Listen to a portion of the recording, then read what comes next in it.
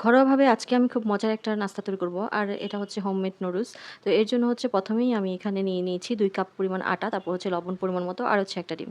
নিয়ে ভালোভাবে মিক্স করে আমি হচ্ছে অল্প, অল্প পানি দিয়ে একটা শক্ত টাইপের ডো তৈরি করব। খুব বেশি শক্ত হওয়া যাবে না, আবার শক্ত বেশি হলে সেটাকে রুটি বেলা যাবে না।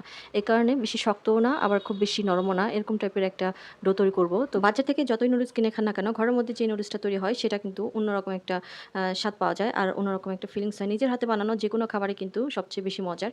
তো আমার পরিবারে যেদিন এই নুডলসটা তৈরি করা হয় সেদিন কিন্তু একটু বেশি করেই করতে হয়, কারণ সবাই অনেক বেশি পছন্দ করে। তো যাই হোক, এখন হচ্ছে আমার ডোটা কমপ্লিট হয়ে গেছে। এখন আমি এখান থেকে ছোট, ছোট করে লিচি কেটে তারপর আমি একটা বড় সাইজের পাতলা করে রুটি তৈরি করব। আর বড় সাইজের রুটি হওয়ার পর এখানে আমি উপর দিয়ে কিছু আটা ছিটিয়ে দিব। আর আটা ছিটিয়ে ভালোভাবে এটাকে পলপ দিয়ে এখন হচ্ছে এটাকে ২ সাইড থেকে ফোল্ড করে তারপর এইভাবে করে ছুরি দিয়ে আমি কেটে নিব। এতে করে হচ্ছে অনেকটা নুডলসের মতো হয়ে যাবে। আপনারা আপনাদের পছন্দ মতো যেকোনো সাইজের কাটতে পারেন। এখানে চিকন করেও একদম কাটতে পারেন। আবার হচ্ছে আরেকটু মোটা করেও কাটতে পারেন। আমি আমার পছন্দ মতো করেই সবগুলো কেটে নিয়েছি। আর যখন এগুলো কাটা হবে তখন যদি একসাথে রাখা হয় তাহলে কিন্তু এগুলো অনেকটা দলা পেকে যাওয়ার মতো অবস্থা হয়। এই কারণে হচ্ছে মাঝে, মাঝে এখানে আটার গুঁড়া ছিটিয়ে দিলে কিন্তু ভালো। এতে করে আর জোড়া লাগার কোনো স্কোপ থাকে না। তো আমি কিন্তু সেই টেকনিকটা ফলো করি। তো এই ভিডিওতে করা হয় নাই। তো যাই হোক, আমি হচ্ছে সবগুলো নুডলস তৈরি করে ফেলেছি। এখন হচ্ছে এটাকে আমি আগে থেকেই বয়েল করে রেখেছিলাম কিছু পানি, সেখানে দিয়ে দিব সবগুলো। দিয়ে এটাকে ৩০ সেকেন্ডের মতো আমি নাড়াচাড়া করে এটাকে পানি দিয়ে আমি হচ্ছে ওয়াশ করে নিব। যেরকম আমরা নুডলসটা ওয়াশ করি ঠিক সেরকম। এরপর হচ্ছে এখানে আমি অল্প পরিমাণে একটু তেল মেখে নিচ্ছি, যাতে করে একটার সাথে একটা জটা লেগে না যায়। আর এই নুডলসটা হতে কিন্তু খুব একটা বেশি সময় লাগে না। ম্যাগি নুডলসের মতো খুব দ্রুতই কিন্তু এটা সেদ্ধ হয়ে যায়। তো এখন হচ্ছে এটাকে কুক করার পালা। এর জন্য আমি একটা হাঁড়িতে আমি হচ্ছে কিছুটা তেল দিয়ে দিয়েছি। আর হচ্ছে এখন দিয়ে দিচ্ছি বেশ খানিকটা পেঁয়াজ।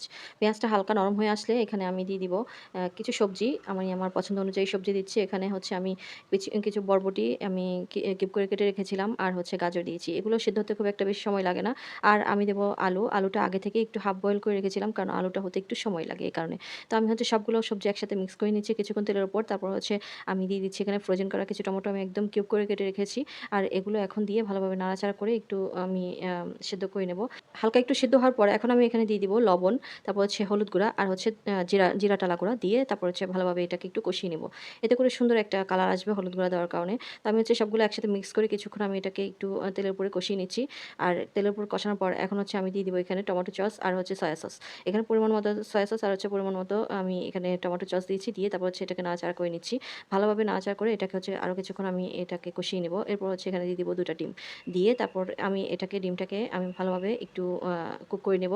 এরপর হচ্ছে সবজিগুলোর সাথে ভালোভাবে মিক্স করে নিব। একটা সাইডে কিন্তু আমি ডিমগুলো দিয়েছিলাম। আমি মাঝখানে দিইনি। মাঝখানে দিলে দেখা যায় যে এগুলো সব একসাথে ভালোভাবে মিক্স হয়ে যায়। মানে একদম একটার গায়ের সাথে আরেকটা লেগে যায়। তো আমি এখন হচ্ছে এটাকে কিছুক্ষণ নাড়াচাড়া করে ভালোভাবে মিক্স করে আমি হচ্ছে এখন দিয়ে দিচ্ছি যে নুডলসগুলো আমি সিদ্ধ করে রেখেছিলাম, সেগুলো দিয়ে ভালোভাবে নাড়াচাড়া করে একদম মসলার সাথে সবজির সাথে ভালোভাবে মিক্স করে নিয়েছি। আর এরপর হচ্ছে এখানে দিয়ে দিচ্ছি আমি ম্যাজিক মসলা। এই মসলাটা দিলে নুডলসের আসল স্বাদটা পাওয়া যায়। খেতে খুবই টেস্টি হয়। আর এই পর্যায়ে কিন্তু আমি কাঁচামরিচও দিয়েছিলাম। কাঁচামরিচ আগে দেইনি, এখন দিয়েছি কারণ ঝালটা যাতে করে বের হয়ে না যায়। তো যাই হোক, আমি হচ্ছে সবগুলো একসাথে ভালোভাবে মিক্স করে নিয়ে এখন হচ্ছে দিয়ে দিচ্ছি ধনিয়া পাতা। ধনিয়া পাতা দিয়ে এটাকে পুরোপুরি কুক করে নিয়েছি এবং এখন হচ্ছে পরিবেশনের পালা। আমার এই নুডলসটা কিন্তু পুরোপুরিভাবে রান্না হয়ে গেছে। এখন পরিবেশন করে নিচ্ছি। এটা খেয়েও কেউ বুঝবেই না যে এটা বাসায় তৈরি। এতটা মজা হয় এই নুডলসটা। নিজের হাতে বানানো এই নুডলসটা যেকোনো কাউকে কিন্তু বানিয়ে খাওয়াতে পারেন। কোনো ভাবেই সে বুঝতে পারবে না যে এই নুডলসটা আপনি বাসায় নিজে হাতে তৈরি করেছেন।